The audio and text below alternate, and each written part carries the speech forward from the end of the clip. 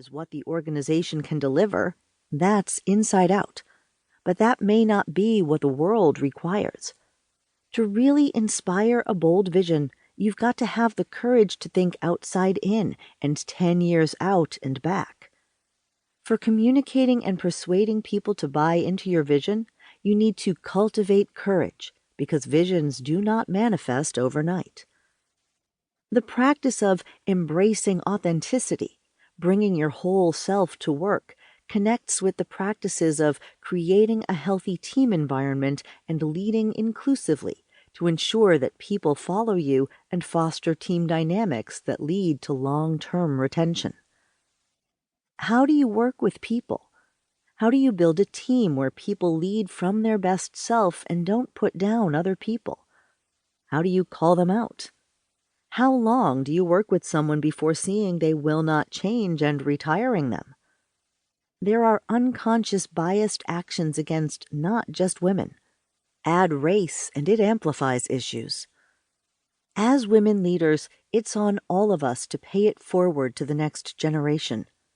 We must pass on everything that we learn in our positions of influence, as CEOs and as women in the world, or as mothers, wives, and daughters. But that's not where it ends.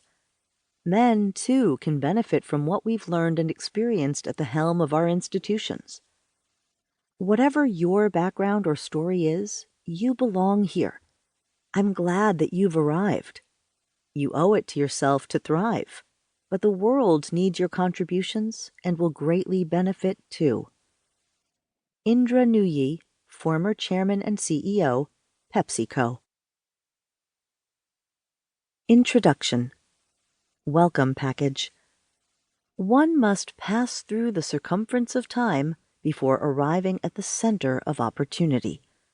Baltasar Gracian, Baroque writer and philosopher. You are leading, but are you thriving? You have already arrived by all accounts. You are a leader. You have stepped in and stepped up. But there is more for you.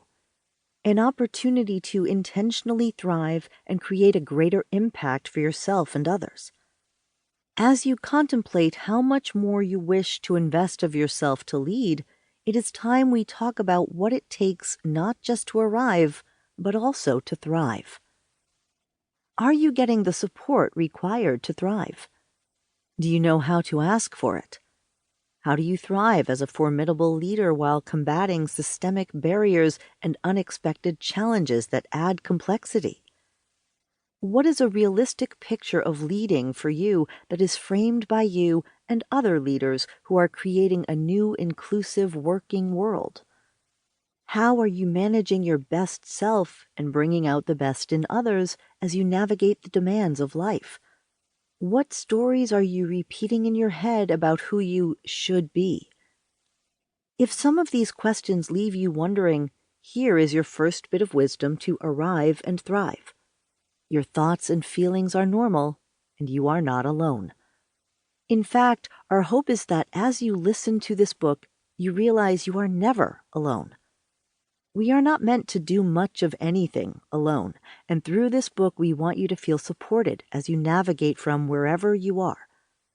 We know firsthand that as women rise into positions of greater responsibility and leadership, the risks associated with sounding, experiencing, or looking vulnerable become greater and greater. The veneer of perfection too often takes hold and robs women leaders of the ability to be real. Forced into being something or showing up as something women leaders think they should be, or are expected to be given norms set mostly by men, keeps the cycle of got to prove myself or not good enough going. As a result, they feel there is little margin for error. We authors have been in your shoes. We know you are not only curious, you are open to and wanting advice. You have the ideas, a drive to succeed, and the ability to empower others. The world needs you.